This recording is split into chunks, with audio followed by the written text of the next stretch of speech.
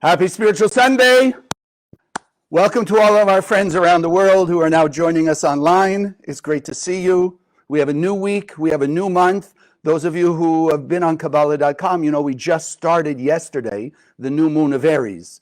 And the new Moon of Aries is not just for the 30 days of Aries, but because if you know a little astrology, which is all I know, it's the first month of the astrological year. And therefore we're taking control over a whole year. So today, something that the Kabbalists offer us that I've never heard anywhere else. The first 12 days of Aries actually give us, within the frame of the year, if you will, a microcosm ability to connect to the seed of each month. So yesterday it was the first day of Aries, so it controlled Aries on two levels, which, is anyone in this room an Aries? If there are, okay, good. You're far enough away, you won't be able to hit me. You know, Aries need that little extra boost, right? So yesterday was a double shot to control Aries. Today is the month of Taurus. So just to put in your mind, until sunset tonight, we get a way to plant seeds for the upcoming month of Taurus, which, if you've been learning a little in the center, is the month of healing. It's the month of healing. So today, on a seed level way, we have an opportunity to connect to healing energy, which is not just physically. I mean, we all need healing in various ways, whether it's, mentally, physically, emotionally, which is related to then, as we'll get into today, various aspects of our life. Health, peace, love, prosperity, protection, all the good things. So as we do every week, yes, we're going to do our affirmation. Those of you here, you can see it.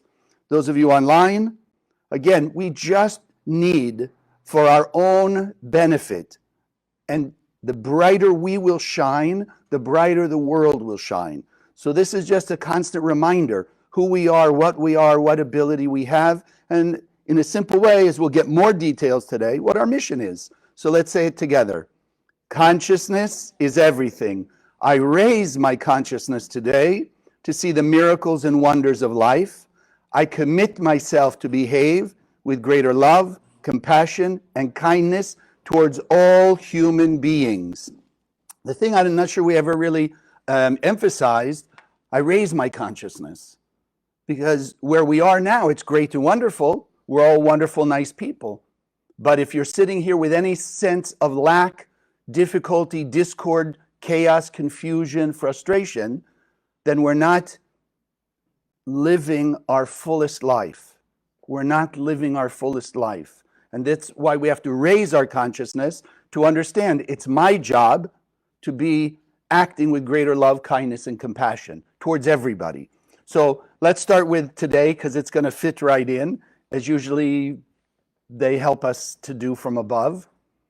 So I posted a couple weeks ago or a week ago something online. I got a few, people were a little shocked. A few people tried to resist it, but a few people asked me if I would speak about it a little more in depth. And so you asked, and it took me an extra week, but I'm answering today.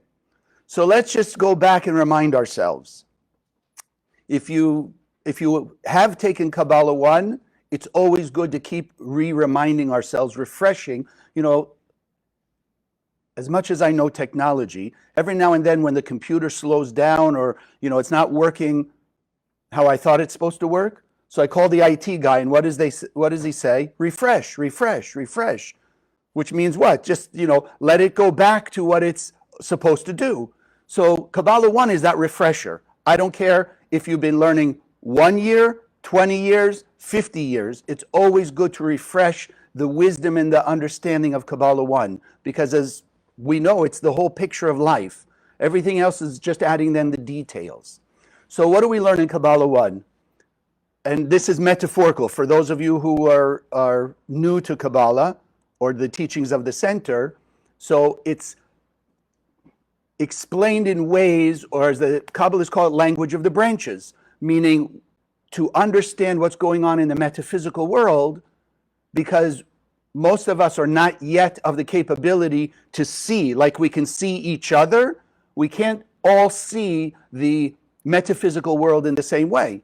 So the Kabbalists give us the language that we're familiar with, that we can relate that to how the metaphysical world works. So We start with the Creator. The Creator, which is way beyond anything we could ever try to fathom, had this infinite light. That's already something hard for us to imagine with our finite minds, but that's where we're going to start. The Creator had this infinite light, source of all fulfillment, joy, blessings, happiness, all the good things in life, and wanted to share it, wanted it to be revealed. So in order to share it, in order to give it, had to have a receiver. So we learn in the endless world before the Big Bang, the Creator created a receiver called the infinite vessel. What is that infinite vessel? It is humanity's soul. Now, in the endless world, there were not 8 billion people. There was one soul, one vessel that received the light. So now the Creator created a receiver. It was able to share its light, all this blessing, with the vessel, with the receiver. And that's it. So now, that one vessel of humanity, that when we come into this world is stretched out into 7 or 8 billion bodies, is still one. But the most important part I want us to catch now, the vessel is full. Our soul is already filled with light. Our soul is already filled with infinite light. Hope you're getting that. Our soul is already full. If the light is infinite, can we ever not be full? No. No. Simple terms, we cannot. There's no place. You know, even if you think about it, if the light of the Creator, even relative to our universe, if the light of the Creator is infinite, where can there be an empty spot? Where could the light move, if it's infinite, to not be in some place? Did I just blow your minds? If it's full and it's infinite, there's no ability to have an empty spot. So then why did we come into this world if everything was great? If the Creator filled us as one unified soul with light, source of all blessings we could ever imagine and a million times more, why did we leave the endless world? Because as we were filled with the light of the Creator, which is in and of itself the energy, the power, the consciousness of sharing, we decided we wanted to share also. We wanted to be like the Creator. So we needed to create a place, if you will, that we could share. So what did we do? Within the infinite, endless world, we, in our own, again, metaphorically, in our own mind, we created a space called the physical universe. Physical universe is still within the endless world. But from our point of view, we don't perceive the endless world. At least not yet. So we created, and this is another thing, I'm sure some of you are going to ask me to explain that more maybe in another class. We created this world. And please understand it in our terms. The Creator did not create the physical universe. We, the vessel, one soul, with the consciousness of wanting to imitate the Creator and share our light, because it's only in sharing it that it gets revealed, we created this illusionary, meaning it's not eternal, we have to live in it, it's real from our point of view, but it's an illusion. Meaning, and I had this discussion just briefly, I'll tell you, illusion means, like we've said before, you go to a movie with 3 friends, you all watched the same movie, yes? 2 of you liked it, 1 didn't. Or 2 of you didn't and 1 did. But you saw the same movie. How come some yes and some no? Some will say, wow, it was worth the money. And some will say, wasted my money. That's the illusion. The illusion is not, it's not real. When people say, oh, I think the illusion means it's not real, I say, so if I pinch you, it's not going to hurt? No, if I pinch you hard enough, it'll hurt. That's real. But The illusion meaning we decide what comes from that.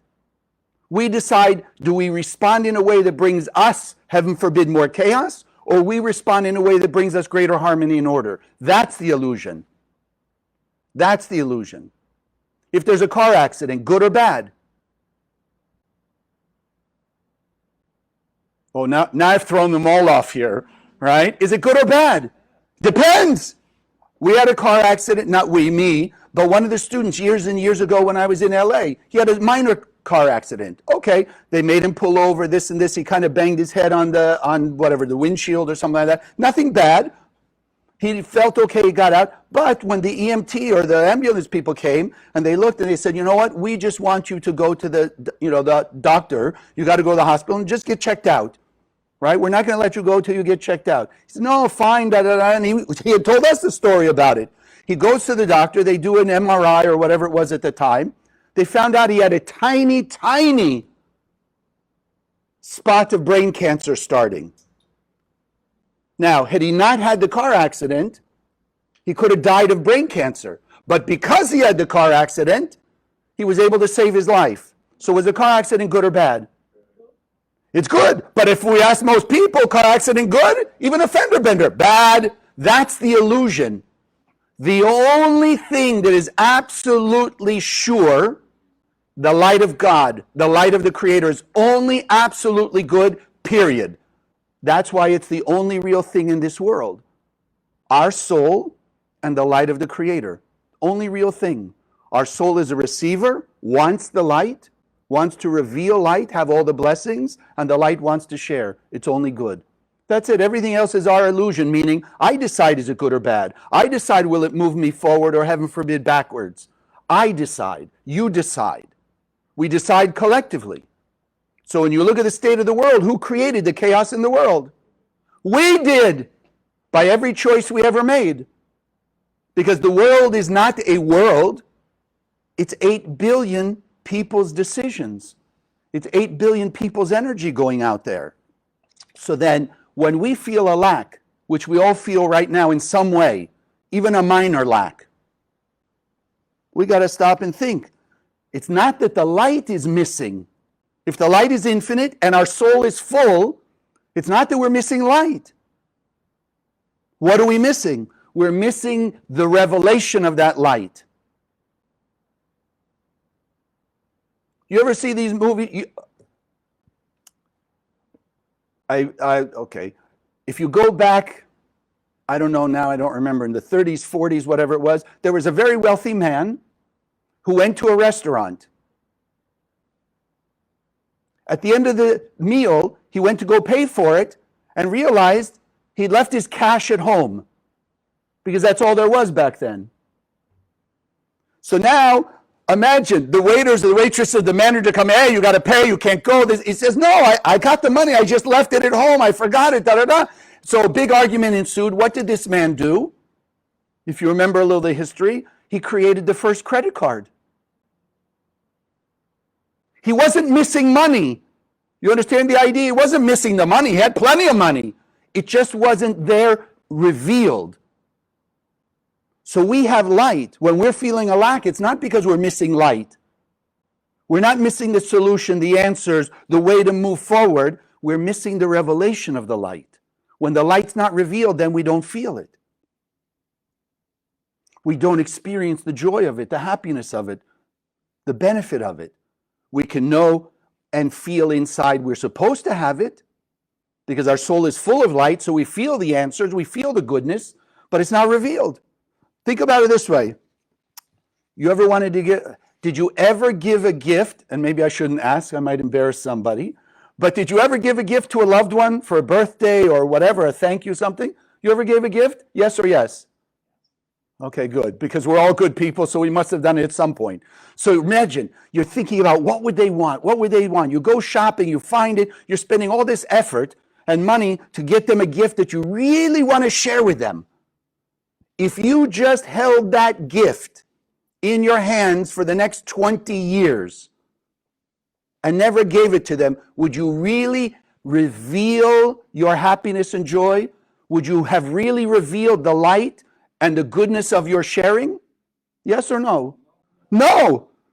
The true joy and happiness comes when your friend receives the gift. When they receive it, now the light of that gift, of that sharing, now it's revealed, and now you feel the true satisfaction of giving the gift. But if you bought it, you have the intent and everything else, but you never give it, what do they say? What does the Zohar write 2,000 years ago? The road to hell paved with good intention. So you had the good intent, but by not giving the gift, by the receiver not receiving the gift from you, your sharing, your joy, your desire to share with them and give them this great gift that you spent all the effort to think about what's good, not revealed. Not revealed. So you don't experience that joy. That's the point. So we've got to remember, what is a challenge when things aren't going our way? What is it really? So we learn in the center, those are the moments in life when we are not experiencing the revelation of the light. Again, it's not we're missing the light. The light is infinite. It can't go anywhere to not be in some spot. You and I, on a physical level, right? Those of us here, we're in this building. At the end of this, we'll all walk out. So we could say, well, now the building is empty of people. But if the light is infinite, there's no place for the light to move away to, that there'll be an empty spot. So if we are experiencing an emptiness in any way, sadness, hurt, confusion, chaos, anger, judgment, guilt, jealousy, shame, greed, ego, whatever it is, it's because the light is not being revealed by us. By us. We have the light inside of us, we're not revealing it. We have the gift, we didn't give it. So the challenges then become the opportunity for us how to reveal our light and experience the blessings that the Creator already gave us.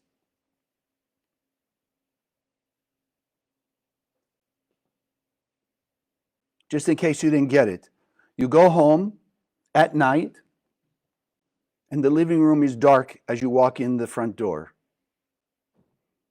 Now, don't be too smart here, but understand in simple terms, there's a light bulb, right? Or some kind of light source, right? You got something, a lamp or whatever it may be, in your house, yes, in that living room. So if the light bulb is there, the electricity is paid for, the switch is on the wall, it's all hooked up, everything like that, why isn't the light taking away the darkness?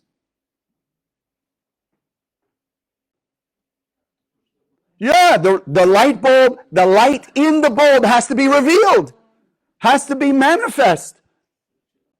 You got to push the button. The electricity has to be able to share electricity with a light bulb that'll activate the light that's in the light bulb to shine and take away the darkness. You can't walk in the room and say, here, let me shovel out the darkness. Right? The darkness must be covering the light. No, the light bulb's not on, but the light bulb has the potential. It's got everything inside just waiting to go out. You don't go in and say, okay, here, let me take the light bulb down, stuff it with light, put it in, and now it'll shine. It's already full of light. It's just not revealed. It's not revealed. I want to make sure we're getting that idea. The light is here. Anything you need right now is already available inside you. The problem is, remember, and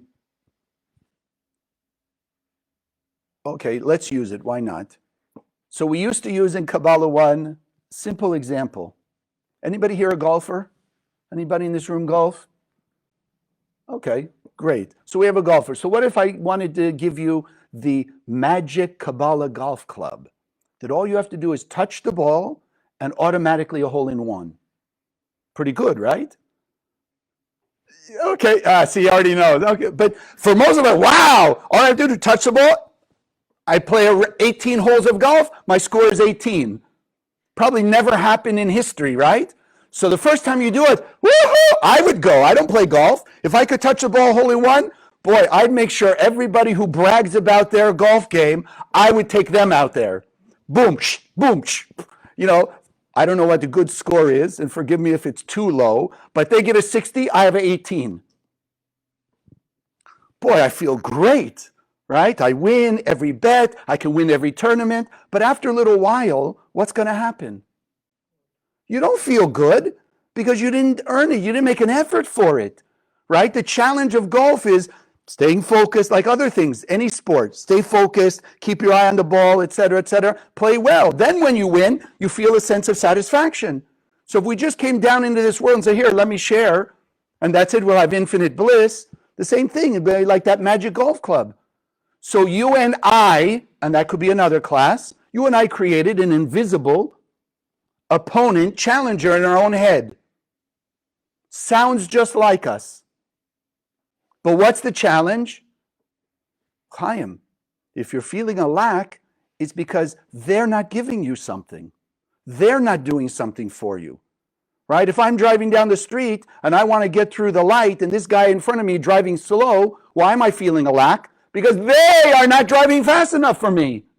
It's their fault, not mine. Something at work, they're not doing what they're supposed to. It's their fault. I would only feel better if they did what I want them to do. So the opponent in our head, the challenge in our head, is challenging us against what? Opposition. We came here simply to do what? Take the light in our soul, share it out in the world. Because when it's shared, it's now revealed, like the gift. When your friend gets the gift, you're already ecstatic. It's nice also when they'll open it and they'll also enjoy it. But once you've shared it, all the time and effort that you made, now it's revealed. Now it's revealed. So our job, share. The opponent is there to say, no, take. If you can get from them, get an apology from them, get them to treat you nicely, get them to say you're right, get them to do what you want, then you'll feel okay. No, it'll never work. It'll never work. And how do we know?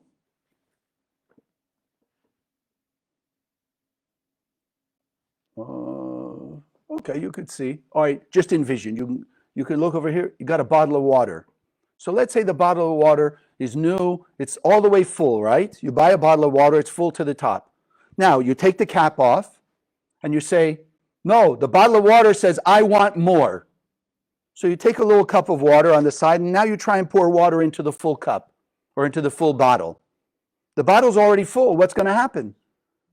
It's going to spill, but think of it this way. The water is going to run down the side of the bottle metaphorically being us. So while it's running down the side, what does the bottle feel? What do we feel? Oh, great.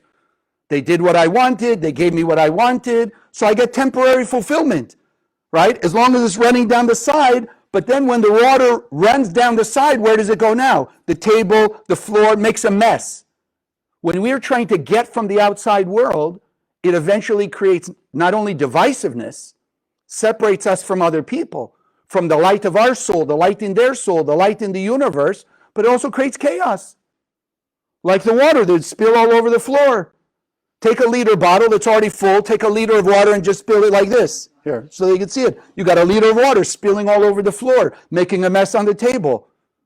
Oh, let's add to that. You're doing your work, right? And you're working the old way with actual physical paper, and now you spilled water all over it. Now, not only is the water making a mess, but now you ruin your papers. And on and on and on. You get the idea. Just chaos.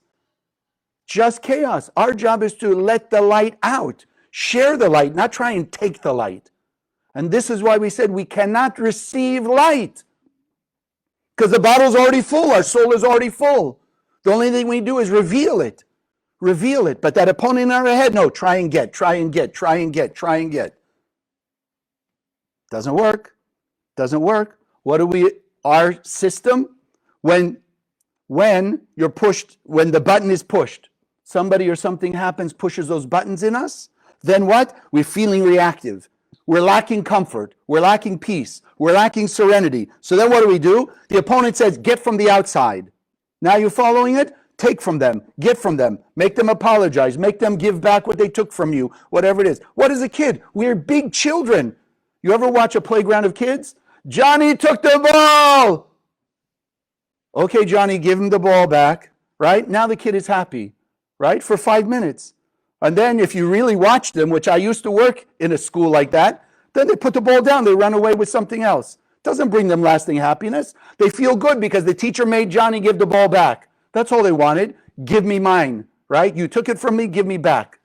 That's how we walk around, and we think we're adults. Should I tell you the secret? Or you want to still think you're adults? Okay. The Rav used to, it's so amazing. The first time I heard the Rav, probably 1988 when I became a teacher, he says, what does it mean adult? Right? You become 18 or 21, depends on the year or the place you're in. You become an adult. What's adult mean? Maybe you've heard of the word adulterate. You have pure water, you put in a little vinegar, you've now adulterated the water. You've corrupted the water. We corrupt people into believing it's a rat race, everybody's out to get you, the only thing that's real is death and taxes, all of that. That's adulterate. You corrupt. What are children? Everything's possible. Everything's possible. They walk into a toy store, I can have everything. They look at the world, I can be anyone. Then we grow up and say, oh no, we let the opponent get us.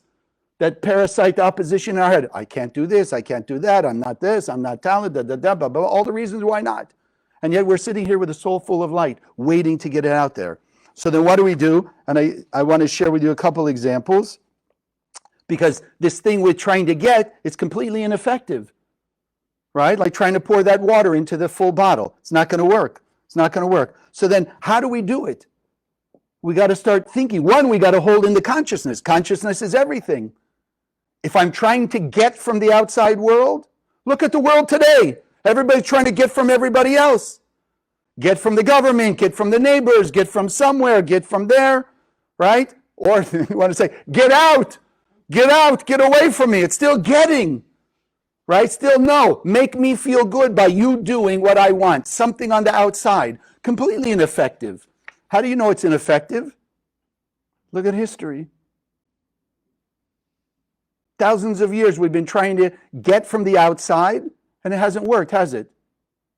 If you look at the general state of the world, there has been progress. Thank goodness that the Kabbalists have given us ways and means, and as many of you know, if you're on Kabbalah.com, we are celebrating this year the 100th year anniversary of the Kabbalah Center, which has made tremendous inroads from Rav Ashlag, Rav Brandwein, and especially in about 1969, when the Rav and Karen took over the center from Rav Brandwein.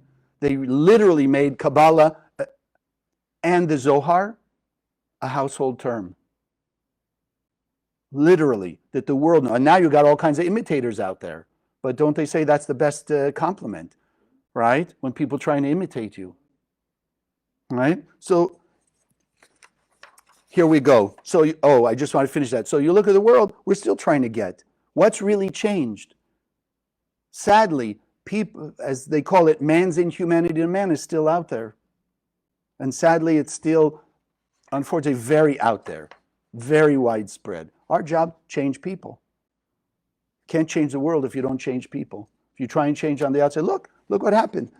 In World War II, who were the enemies of America? Simple terms.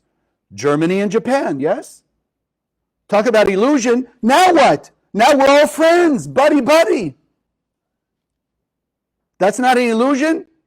80 years ago, we're fighting and killing each other, and now we're trying to say, okay, great, wonderful. And then what happens? Okay, and I know you're going to go there, and I don't want to go there particularly, but okay, now there's just fighting in other ways. Economics, politics, things like that. Again, divisiveness is divisiveness. Why? Because everyone's trying to get. Instead of share, we're trying to get. Instead of reveal the light, we're trying to get light from other people. So it's completely ineffective. So then how do we do it? Let's say a person is sick, right? They have an ailment. What does the opponent tell that person right away? Got to get health. So what's the traditional thing? Pray to God. God, please give me health, give me health, give me health, give me health. I need health, God. I know you're the source of all that health. Give me. No, completely ineffective. Doesn't work. Doesn't work. What we teach here in the center is what? If a person needs health, we said the health is already inside. The healing is already inside. We have infinite light inside of us. Awaken the light. How do you do it? If you have a Zohar, scan your Zohar, awaken the healing energy that's already inside you, like turning on the light bulb, and then shine it out. Channel, shine, envision light coming out of your soul to every person on earth for health and healing. Now you're not only revealing the little piece that's inside you, but you're actually channeling, if you want to call it, 8 billion pieces of health and healing. Now that revelation of light can heal the physical disease, because light takes away darkness. Nothing else will take away darkness. What if a person has money problems? Right? We didn't hear too much of that the last few years, no? All the pandemic stuff, people didn't lose their jobs, didn't lose their money, right? Everybody's okay, yeah? No, exactly. So people need prosperity. What do they say again? Gimme, gimme, gimme. So they want to get a job. And you notice, not us, because we're learning Kabbalah, but or maybe before Kabbalah, but what do most people do if they don't have a job and they're looking for a job? Then they start to check, what will that job give them? Right? That's what they're thinking. Is it close to home? Will it pay me enough? Does it have the benefits? This and this and this. They're not thinking, how can I take the light of my talent and ability and reveal it by what I share in that job? No, it's what can the job do for me? Oh yeah, okay, I have to do something for the job in order to get the money, but the real consciousness is getting, not sharing. No, the opposite. You scan Ana B'Koach, Samech Aleph Lamed from the 72 names, whatever you use. Awaken the abundance the Creator already gave us. The light is infinite. The light can turn into money in a microsecond, can turn into health, happiness, joy, anything we need in a second. But we have to reveal it. It's not revealed on its own.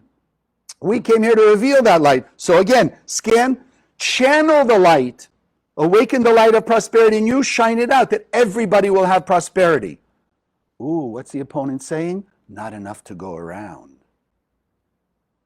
If we give too much, we won't have. How much light does the Creator have? How much light fills this world? And if light is money, how much money in the world, in the universe?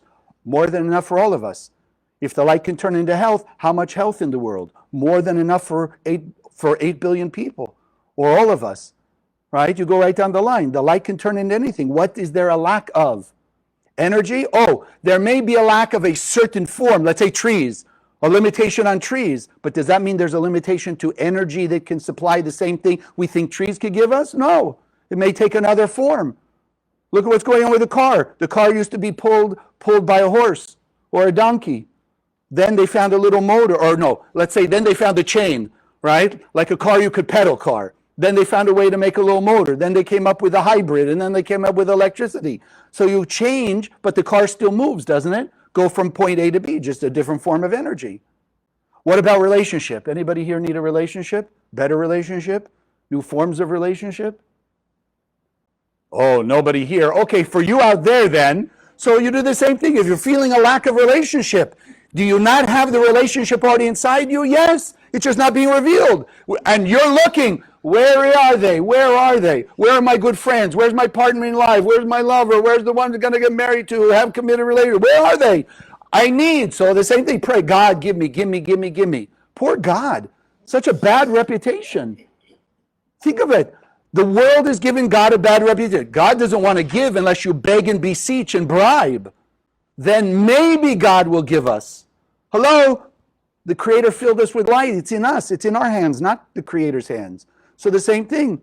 Scan your Zohar, meditate. If you don't have a Zohar, get one, look into it. Or even if you just want to say, just pray that everybody else will find the right relationships. Then you're channeling the light of better relationships. So it has to show up in your life. Like will attract like. You put the energy for everybody to find the right relationship, it'll manifest in you. You'll reveal it. Put the energy of health, happiness, joy, peace, protection, good children, knowing the right things to do in life, the right decisions to make, channel it to everybody else, you'll have it. If you say, just give me, it won't work. It won't work. That's the trap of that opponent. Because when we're trying to get, and we go back to that bottle, when the water spills on the floor, on a light level, on a human level, the spiritual level, when a person's trying to get, where does that energy go? It goes right to the opponent who creates more divisiveness. Think of it this way.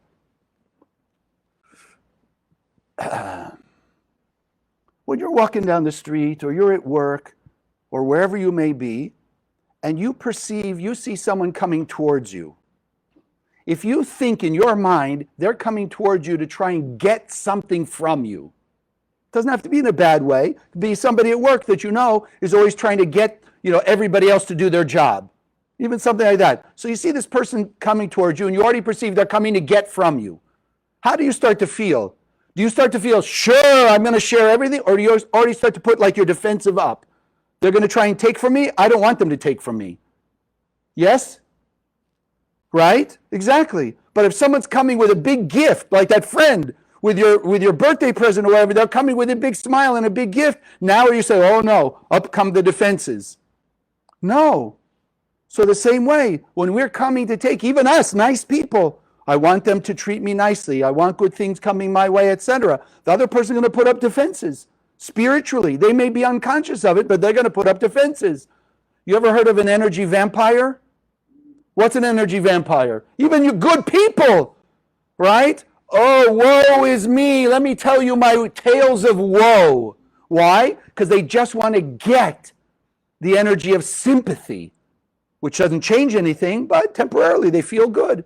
And we feel the energy vampire they're taking from us. So what do you end up doing eventually? Avoid those people.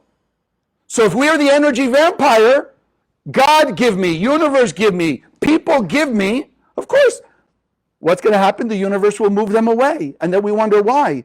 Worse relationships, more trouble, more difficulty, etc. We're such good people. We're not revealing the light. It's such a simple idea. Simple. So we've got to think, how can I come with the sharing? How can I act in a sharing way? Because I know, and think of it this way though, if I know that I already have everything inside me just waiting to come out, and when it shines out of me, and remember, I just want to make sure because I hear it now, when you're sharing, it doesn't mean only you kind of close your eyes and metaphysically, you're sending light. Everything in the physical world is a vehicle. So our words are like a cup. So they can carry anger, jealousy, greed, ego energy, which is what the other person will feel, because they metaphorically will be drinking from that cup. Or you can feel the same words with love, kindness, compassion, care, etc., and that's what they'll be drinking. So sharing the light means having the consciousness through every word, thought, and action. Channel light with it. It's a means, it's a vehicle, it's a pipeline. So we want to make sure we're putting light through everything we do. Everything. So then if we understand my source is in me, I have the light in me, so whatever I feel a lack of, I can shine out into the world. And they don't have to, because I've heard people over there say, well, what if they don't want to receive it? Our soul, number one, every soul on earth is interconnected. Even though we look like we're stretched in 8 billion bodies, it's only one soul. We're on that spiritual internet. Everything is there. So everybody has a vessel. They have a soul inside them, a piece of that vessel. So if you're shining light on them, word, thoughts, action, or even just meditating to shine a beam of light to them, it's going to their vessel. That they cannot stop. You and I cannot stop it either. When people send light, it will go right to our vessel through anything else. So when we're shining light and we know we are carrying that light and revelation of the light will give us blessings, here's the key. Who in the entire universe can stop your blessings from being manifest? Nobody. Nobody's in control of your life. When we're sharing our light all the time, we'll have all the blessings. Nobody can stop it. But if my goodness depends on that other person, if my goodness depends on the employer or, my friends, family, people I'm in relationships with, or people on the street or people at the stores, then everything can stop me from having good because it's dependent on them, not on me. If I know it's in me and it's only depending on shining it out, nobody could stop me. Nobody can take anything away from me. That sense of happiness, joy, peace, and serenity. Cannot. Because it only happens when I'm shining light. If I'm looking to get, everybody could take from me. I hope that's clear. Because think of it this way then. If nobody can stop you, because when we feel they're not for me, we create a space. And where there's space, that's where the opponent and the darkness and the chaos exists. When you're shining the light, you're connecting your piece of the soul, the one vessel, with their soul and everybody else's soul. You get more light. Doesn't matter they're good or bad people. Doesn't mean they're behaving nicely or behaving good. You're still getting the light that's in their soul, connecting that light. So then you're constantly growing. That's why you read about the Kabbalists. They didn't care what people said. People cursed them and, I don't know, beat them up, this, that, and that. They just keep shining light because that's what brought them peace, serenity, and a constant connection to the infinite source called the endless world of all the good, all the blessings. So there were always answers. There were always solutions. And if you take away the space, if you're sending light, remember the Creator created a vessel, filled us with light, activated the light inside of us, and revealed the light from the Creator's point of view. So when we're shining light on people, we're activating the light in them. And the more we activate the light, the more they'll come along with joy, happiness, peace, and harmony. So I was going to tell you a story about the Baal Shem Tov, and I was writing that note. I said, wait a second. It happened when I first came to the center, 1988. My first Rosh Hashanah, the Kabbalistic New Year, the month of Libra. So back then we were a very small group. I've shared over the years, I was like the 13th teacher in the world. We had maybe 300 students around the world in 3 tiny offices around the world. So when we went to this international, that's what we called it, event, right? The collective event for this connection to, like we're saying today, yesterday was determining the astrological year. In Libra, we're determining prosperity, relationships, health, right? So we're doing that. We were a small group. We were 180 people, but the venue we were at, the hotel, had like 800 people in the dining room. So unlike later years where we were the whole room, this year we were 180 people, and there were 600 other people in the room, more of the traditional religious bent. We're wearing white. They're all wearing, regular dark clothes. So of course we stand out. So what happened? We have joy and happiness. We just sing and dance. So we're having the meal. In the midst of the meal, we start to sing and dance, and all the people getting up out of the tables to come, surround one table, the head table and this, and we're singing and this. So whatever, we're 100 people. Slowly, what happens? Because it's emanating light. We start to see a few people getting up out of those chairs, coming over to us, a few more. First, they're looking like this. Who are these strange people in white? What are they doing? But like we can understand the infectiousness of the happiness and joy. And suddenly now, 50, 60 of these people, they're coming over to sing and dance with us. They didn't know maybe the song, but they're just dancing, arms around each other. It's like we drew them in because we took away the space. Light takes away the darkness. Darkness is the space. Every person on earth wants to just be happy, joyous, have a peaceful life. Everyone. But like we said, if you come looking like you're going to take from them or you want from them, right away there's a little bit of hesitancy, blockage. But if you look like you're coming to give them and share with them, years ago I used to have to go knocking on doors, 16 hours a day to try and introduce people to just Kabbalah. Forget about the Zohar. It was rare that somebody would say, sure, I'll take a Zohar. Now you go, we have people all over the world say, here, even the pocket Zohar, I want to give you a gift. Health, peace, just protection. We just give it to you with love. 99.9% of the people now accepting it with happiness and joy. It's because you come with the light. We're not trying to take from them. And it's not like some people used to be here. Let me give you a flower and now give me something. No, here, we just know because you and I know that when you're spreading the light, you get the light, like we're saying today. My light's revealed. I've awakened light in them. So you come wanting to share, more people are now open to receive it. That's all. That's what we want to do. So what was divided becomes unified. That's the idea, like this group. So I want to finish with this concept, and then again, we do have a meditation after our offering. What does it mean? Another way of looking at every religion, every spirituality on earth says the ultimate goal, love your neighbor as yourself. So relative today, what does that mean? When we see that we're all connected, that it is only one soul, and we're just sharing our light, because we know revealing our light gives us more and more blessings, less and less chaos and darkness. So as we're sharing our light and activating the light in them, then they're going to share. And when they're awakened to share and they're sharing, the light awakens in the next person. And then they're awakened to share and they're sharing. So if you think of the end of the story, what's happened? Everybody has everything they need because their neighbor said, here, let me give everything to you. And that person wakes up and says, here, let me give everything to you and everything to you and everything to you. So at the end of the story, everybody has everything. But what is it filled with? It's filled with the energy, all the things, even the physical things, filled with love. So that unifies people because everybody is now like bonded together.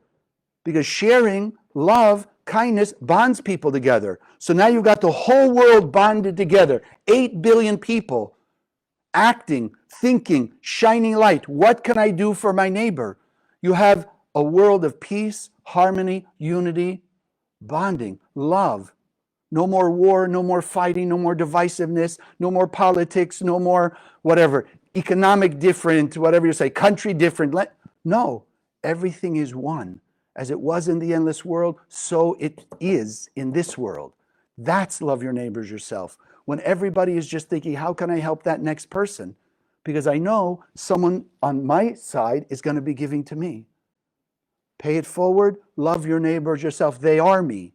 I give to them, reveal my light. They're going to give. We'll all have it. We will all have peace, harmony, joy. That's what the Garden of Eden looks like. That's what heaven on earth is. And that's what you and I can start creating more intensively and most importantly, more rapidly.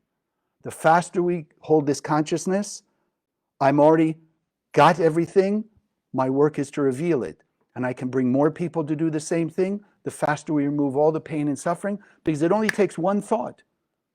Because I know the opponent telling me, what about all the bad people, the people doing bad things out there? How are you going to wake up the light in them? 1 microsecond, their whole life could change in a second. And that's why, and I want to just finish with this, the prophets say that peace on earth will come blink of an eye. So let's start blinking our eye. God bless. Thank you. Okay. So as we do every week, we do this. One, I just appreciate the fact that you're here and supporting us and helping us, because we cannot grow, we cannot achieve everything that we are working on. Some of you, I know many of you have already given to the Zohar Project, to the Karenberg Scholarship Fund. I shared with you, we had more people last year learn Kabbalah online than probably in the last 20 or 25 years, because the generosity of our donors made it possible for people who were struggling financially but wanted to learn to be able to get scholarships and support to take the classes. And as they wake up, then they're better people, they're shining their light, they activate more. That's how we speed it up. We're all in the same boat, even that they tried to tell us that.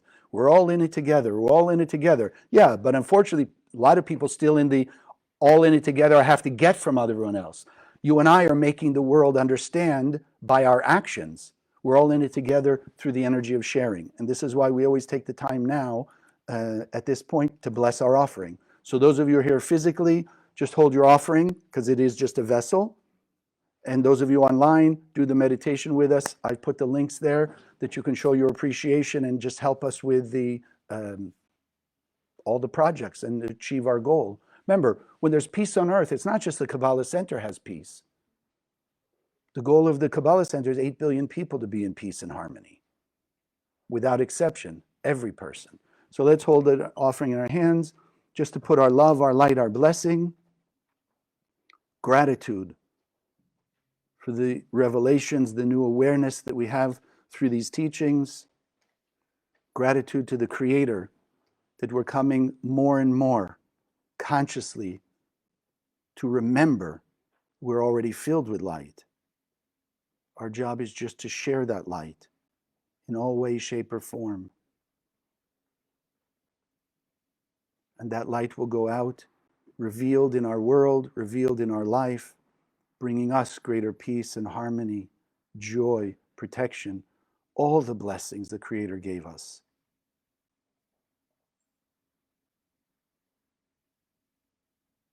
We appreciate the opportunity to be able to truly share in ways the Zohar and Kabbalah that will awaken the consciousness of the Creator inside every person on earth,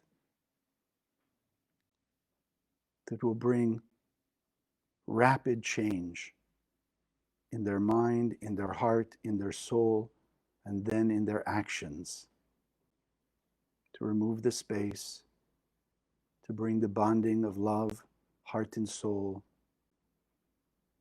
and the ultimate removal of all darkness, pain, and suffering. And together we say, Amen.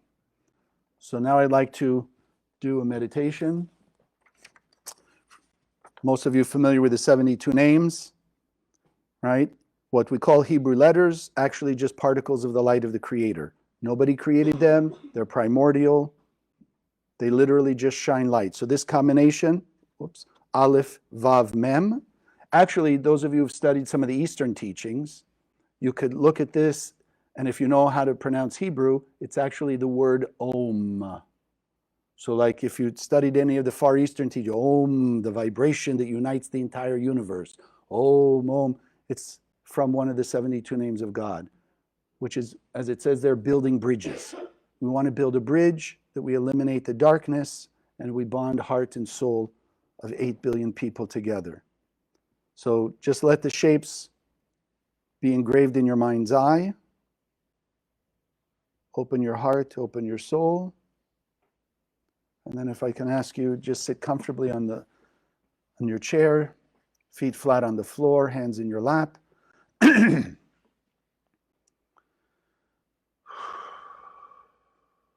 Just begin taking a few deep breaths, breathing in through the nose.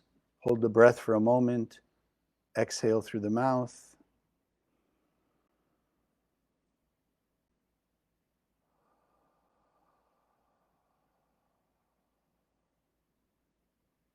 Just relaxing into the light, feeling this infinite warmth of the light of the Creator, filling you and surrounding you. And with every exhale, letting go of anything other than light and all of its blessings, all of its forms.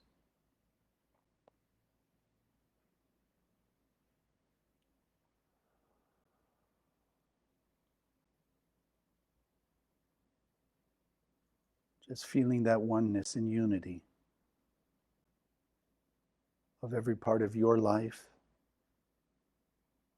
that's unified through you, and every part of your world that looks like 8 billion bodies, realizing it's only one soul, and it also is you.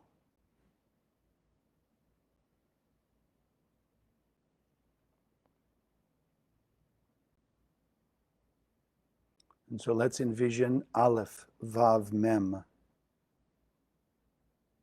shining its light and its position just above the top of our head.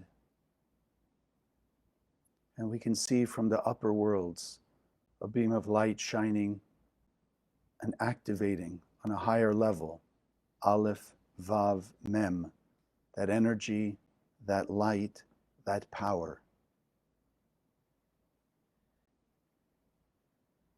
And now bring those light force particles through the top of your head.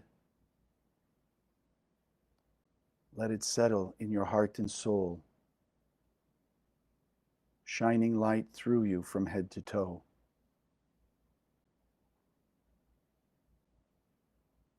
Bringing a stronger, greater awakening of the light that has always been in your soul, filling you constantly.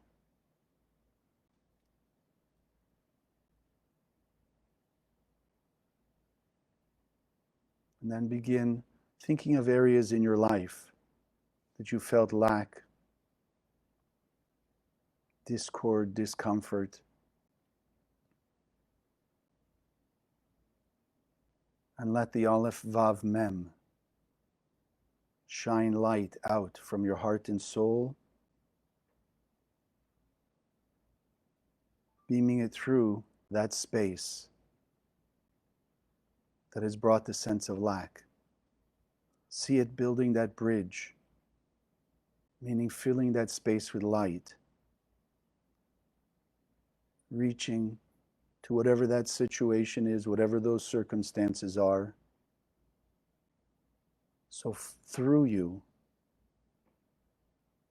light is shining to all those people, all that's in that situation. And notice how you already feel a greater sense of relief, confidence, certainty that good is taking place. And now let's see a beam of light through all those people, through whatever that situation is, shining out in 8 billion directions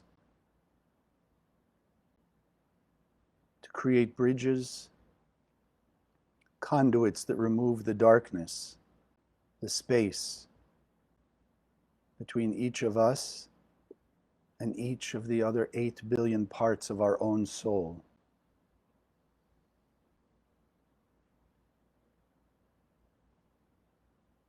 Let's envision everyone on earth with a spiritual awakening today,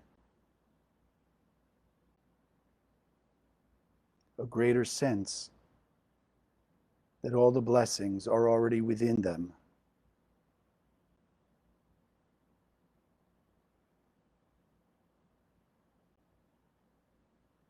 A happy awakening and realization they simply need to share with other people love, kindness, forgiveness, generosity, tolerance, gratitude, understanding.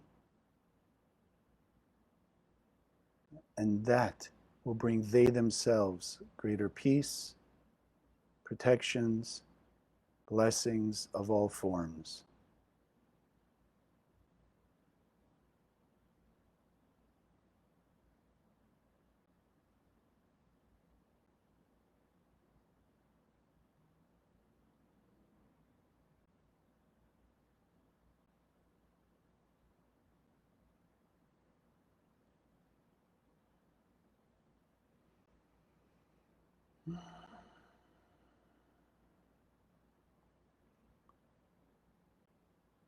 Take note and remember this growing sense of peace, serenity, confidence, and certainty that the more we shine the light,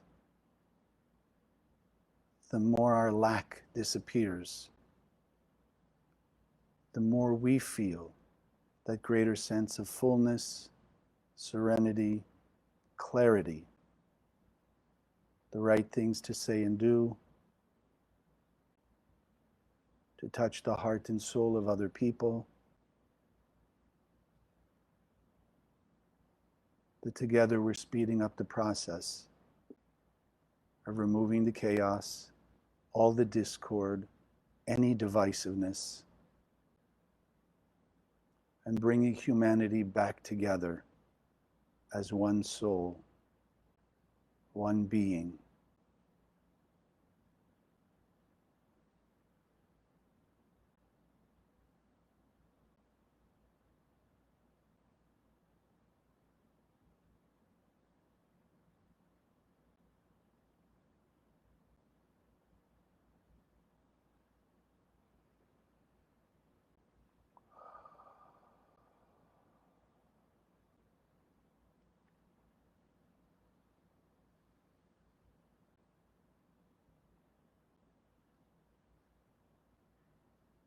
Take a good look at the image in your mind's eye. Take a picture of it. It will stay with you from this day forward. To be always at the front of your mind, that it forever is changing who you are, how you act,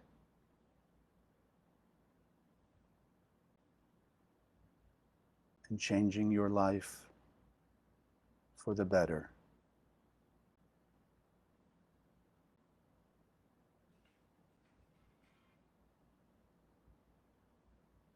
Let's take one more deep breath to anchor it in, and then slowly exhale as you open your eyes.